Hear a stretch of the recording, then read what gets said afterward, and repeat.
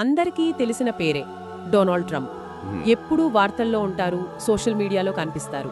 అవును, ఖచ్చితంగా. ఈ రోజు మనం ఆయన జీవితం, వ్యాపారం, రాజకీయ ప్రస్థానం గురించి చెప్పే ఒక ఆధారం మన దగ్గర ఉంది.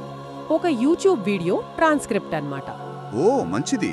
దీన్ని బట్టి ఇంత అనూహ్యంగా అమెరికా అధ్యక్ష పీఠం వరకు ఆయన ఎలా వెళ్లారో కొంచెం లోతుగా పరిశీలిద్దాం. తప్పకుండా. ఈ ఆధారం కేవలం ఆయన్ని రాజకీయ నాయకుడిగానే కాకుండా ఆయన వ్యాపార నేపథ్యమేంటి, చిన్ననాటి అనుభవాలు, ముఖ్యంగా ఆయన ప్రచార వ్యూహాలు, ఇవన్నీ ఆయన్ని ఎలా తీర్చిదిద్దాయో అర్థం చేసుకోవచ్చు. అవును, ఆసక్తికరంగా ఉంటుంది. సరే, మొదట ఆయన నేపథ్యం చూద్దాం. సెల్ఫ్ మేడ్ బిలియనేర్ అని చెప్పుకుంటారు కదా. అది తరచూ వింటుంటాం. కానీ ఆయన వ్యాపార మూలాలు వాళ్ల నాన్నగారు ఫ్రెడ్ ట్రంప్ నుంచి వచ్చాయి. ఆయన అప్పట్లో పెద్ద రియల్ ఎస్టేట్ డెవలపర్. నిజమే. రెండో ప్రపంచ యుద్ధం తర్వాత ప్రభుత్వ కాంట్రాక్టులతో బాగా ఎదిగారు. ఈ ట్రంప్ అండ్ సన్ అనే కంపెనీ. డొనాల్డ్ 5 పిల్లల్లో 4వ. చిన్నప్పటి నుంచే చాలా చురుకుగా, దూకుడుగా ఉండేవారట. అందరి దృష్టి తన మీదే ఉండాలని కోరుకునేవారట. అంటే ఆ లక్షణం మొదటి నుంచి ఉందన్నమాట. అవును. ఆటల్లో గెలవడం కోసం కొన్నిసార్లు మోసం చేయడానికి కూడా వెనుకాడేవారు కాదని ఈ మూలం చెబుతోంది.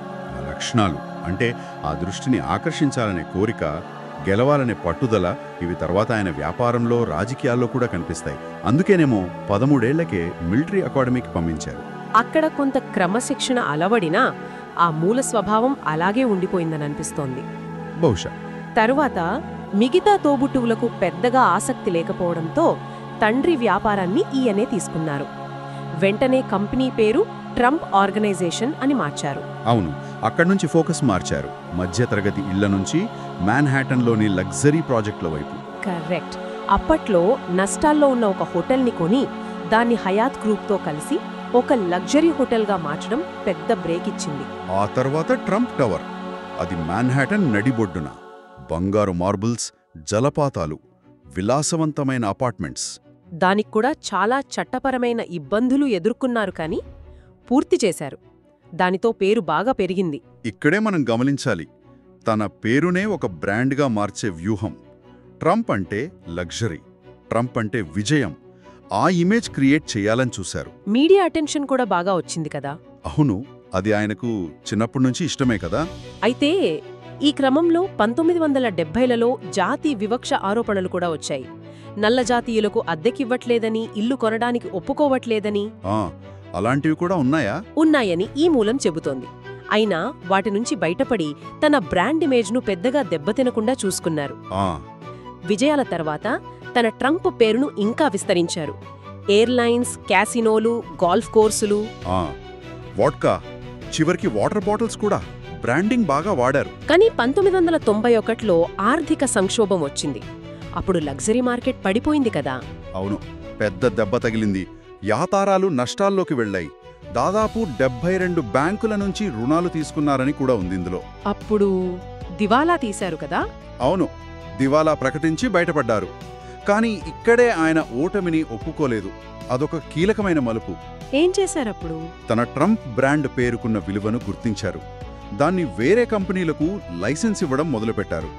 అంటే డైరెక్ట్గా డబ్బు పెట్టకుండా పేరును అద్దెకిచ్చి డబ్బు సంపాదించడం అన్నమాట. ఓ, అది చాలా తెలివైన వ్యూహం కదా. నిజంగానే. 2011 ఫోర్బ్స్ రిపోర్టు ప్రకారం ఆయన సంపదలో సగం ఇలా బ్రాండ్ లైసెన్సింగ్ నుంచే వస్తోందని మూలం అంచనా వేసింది. చాలా అసాధారణమైన కంబ్యాక్ అది.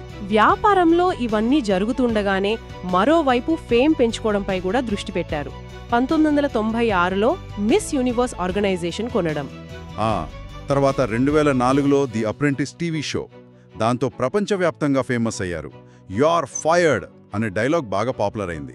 అయితే అదే సమయంలో కొన్ని వివాదాలు కూడా వచ్చాయి. లైంగిక వేధింపుల ఆరోపణలు సుమారు 25 మంది మహిళల నుంచి అని ఈ ఆధారం చెబుతుంది. అవును, ఆ ఆరోపణలు వచ్చాయి. వాటిని ఆయన ఖండించారు, ఎదుర్కొన్నారు. తర్వాత రాజకీయంగా కూడా యాక్టివ్ అయ్యారు. ఒబామా జనన ధృవీకరణ పత్రాన్ని ప్రశ్నించడం, అది పెద్ద వివాదమైంది. ఆ తరువాత 2015లో అధ్యక్ష ఎన్నికల్లో పోటీ చేస్తున్నట్లు ప్రకటించారు. కరెక్ట్.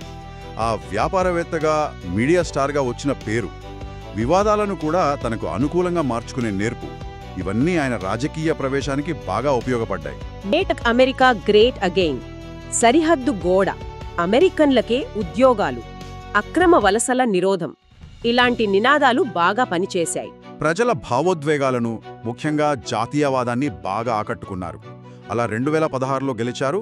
ఆ తర్వాత 2024 ఎన్నికల్లో కూడా గెలిచినట్లు ఈ ఆధారం సూచిస్తోంది. అంటే మొత్తం మీద చూస్తే డొనాల్డ్ ట్రంప్ ప్రయాణం ఆ వారసత్వంగా వచ్చిన వ్యాపారాన్ని ఒక సామ్రాజ్యంగా మార్చడం, తన పేరునే ఒక పవర్ఫుల్ బ్రాండ్గా కట్టడం, ఆర్థిక పతనం నుంచి ఆ బ్రాండ్ లైసెన్సింగ్తో బయటపడటం, మీడియాను, వివాదాలను కూడా వాడుకోవటం, చివరికి రాజకీయాల్లోకొచ్చి అమెరికాకి అధ్యక్షుడవడం, నిజంగా ఎన్నో అనూహ్యమైన మలుపులున్నాయి. ఈ ఆధారం ప్రకారం చూస్తే ఓటమిని ఒప్పుకోకపోవటం, టైం చూసి రిస్క్ తీసుకోవడం ఇవి ఆయన నుంచి నేర్చుకోవచ్చు అనిపిస్తుంది. నిజమే. ఈ విశ్లేషణ ముగింపులో ఒకటి ఆలోచించాలి. ఒక వ్యక్తి విజయంలో వాళ్ళ ఆశయం, రిస్క్ తీసుకునే తత్వం, జనాలను ఆకట్టుకునే సామర్థ్యం ఇవన్నీ ఎలా కలిసొచ్చాయో చూశాం. అవును. అయితే పేరును బ్రాండ్గా మార్చడం, మీడియాని ఇంత విస్తృతంగా వాడుకోవడం, ఈ వ్యూహాలు దీర్ఘకాలంలో ప్రజల నమ్మకంపై ఎలాంటి ప్రభావం చూపుతాయి? ఇదెప్పుడూ ఆలోచించాల్సిన విషయమే గదా.